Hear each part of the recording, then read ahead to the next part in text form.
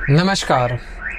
पिछले कुछ सालों में या फिर कह सकते हैं कि पिछले 20 सालों के अंदर दुनिया की आर्मी ने अपनी मिलिट्री स्पेंडिंग बहुत ज़्यादा बढ़ाई और काफ़ी मॉडर्नाइजेशन हर आर्मी का हुआ। चाहे आप इंडियन आर्म फोर्सेस देख लो, हम आज की डेट में 5th जनरेशन फाइटर जेट्स जो यहाँ पर है उसे प्रोक्योर करने में लगे हुए हैं, उसे खुद से बनाने में लगे हुए हैं। और वहीं हम आकाश डिफेंस सिस्टम, जितने भी सारे सब मॉडर्न टूल्स एंड इक्विपमेंट्स है वो हम यहाँ पर बनाने में लगे हुए हैं।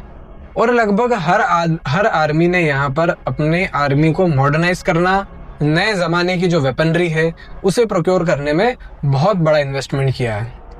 लेकिन एक सोया हुआ शेर इसके अंदर आपको दिखेगा, वो है जापान की आर्मी। अगर हम वर्ल्ड वॉर 2 की बात करें तो दुनिया की वन ऑफ द मोस्ट या फिर कह सकते हैं कि सेकेंड मोस्ट सबसे पावरफुल आर्मी थी।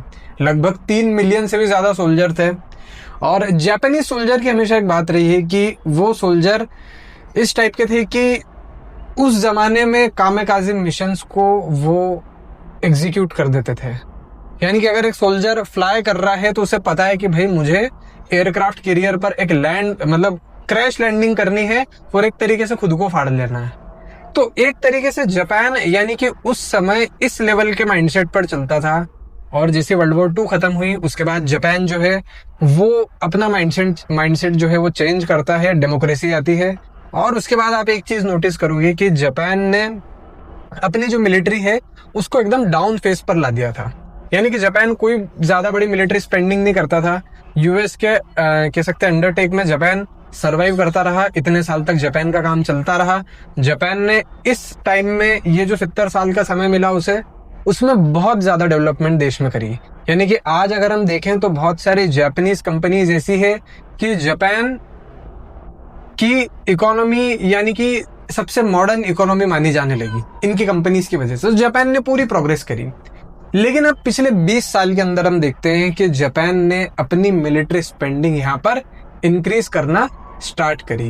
यानी कि हम 9/11 के बाद की अगर पूरी टाइमलाइन देखें कि जैसे 9/11 अटैक्स हुए और फिर यूएस फुल फोर्स से मिडिल ईस्ट के अंदर और भी जो पूरी दुनिया है उसके अंदर वॉर्स के अंदर कूदा। उसके बाद सीरियन वॉर हुई।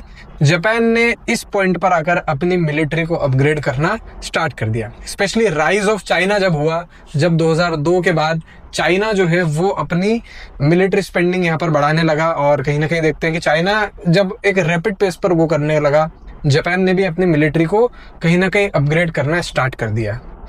आप एक चीज नोटिस करोगे कि 6th generation fighter jet first जो प्रोटोटाइप या फिर कह सकते हैं कि फर्स्ट जो कॉन्सेप्ट है या फिर फर्स्ट जो प्रोक्योरमेंट किया है अगर किसी ने, तो वो जापानीज आर्मी ने किया है।